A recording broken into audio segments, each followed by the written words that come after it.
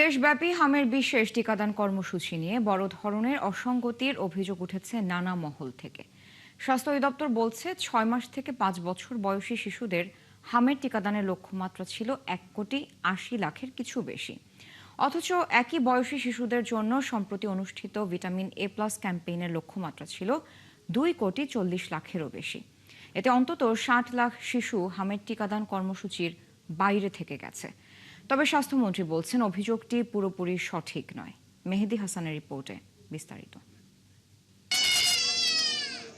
দেশে হামের উচ্চ সংক্রমণ দেখা দেওয়ার পর গেল ৫ এপ্রিল ৩০টি উচ্চ ঝুঁকিপূর্ণ উপজেলা বিশেষ টিকাদান কর্মসূচি শুরু হয়। এরপর ১২ এপ্রিল ৪টি সিটি কর্পোরেশনে এবং ২০ এপ্রিল সারা দেশে এই কর্মসূচি বাড়ানো হয়। এই টিকাদানের লক্ষ্যমাত্রা নির্ধারণ করা হয় ১,৮০,০০,০০০। স্বাস্থ্য অধিদপ্তরের ইপিআই তথ্য বলছে ২ জুলাই পর্যন্ত ১,৮৪,৭৭,৬১৬ শিশুকে হামের টিকা দেয়া হয়েছে, যা নির্ধারিত লক্ষ্যমাত্রার চেয়ে প্রায় ৩% বেশি। তবে একই সময় ভিটামিন এ প্লাস ক্যাম্পেইনের লক্ষ্যমাত্রার সঙ্গে তুলনা করলে প্রায় ৬০ লাখ শিশুর পার্থক্য ধরা পড়ে।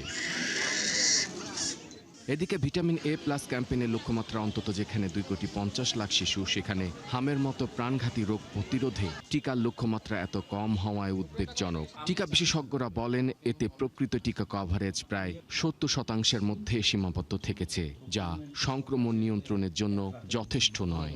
এগুলো হচ্ছে ভ্যাকসিন ফেলিওর, যেগুলি হচ্ছিল বিচ্ছিন্নভাবে। সেটা ভ্যাকসিন ফেলিওর মানে হচ্ছে যে যারা ভ্যাকসিন দেয়নি বা ভ্যাকসিন একটা অসমাপ্ত, এগুলি হচ্ছিল। কিন্তু এখন সেটা ৯২% বা ৯০% বা ৯৫% নিচে চলে যাওয়াতে, যে হার্ড ইমিউনিটির কথাটা বলি, মিজেলসের ক্ষেত্রে এটা ৯৫%।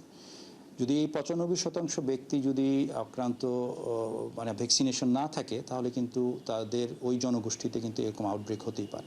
বিষয়টি স্বীকার করে স্বাস্থ্যমন্ত্রী বলেন এই অভিযোগটি শতভাগ সত্য নয়। এখনো হামের টিকা দেয়া হচ্ছে, তবে লক্ষ্যমাত্রার এই ব্যবধান কিভাবে তৈরি হয়েছে তা খতিয়ে দেখা হবে।